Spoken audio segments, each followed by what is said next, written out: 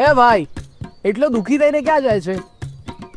એટલે શું કહું ભાઈ, મારો જે છોકરો છે ને એ દર વર્ષે નવી નવી માંગણીઓ કરે છે.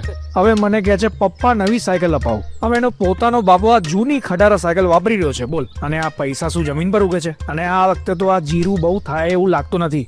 શું કરવાનું હવે બોલ? એ ભાઈ તું અહીંયા બેસ, આમાં તારી જ ભૂલ છે. જો એક વખત જીરું ઉપર ફૂલ આવે ત્યારે અને બીજો એના 15 દિવસ પછી 2 વખત ગલીલીઓ વાપરી લેજો, પછી તારું જીરું બની જશે સોનું. એની ગુણવત્તા પણ વધી જશે અને એનું ઉત્પાદન પણ વધી જશે. અને તું શું કહેતો હતો, પૈસા જમીન પર નથી ઉગતા એમ ને? સોનું તો જમીન પર ઉગી જ શકે છે, સમજો? એટલે તું મારા છોકરાને નવી સાયકલ અપાવીને જ માનીશ નહીં? હા.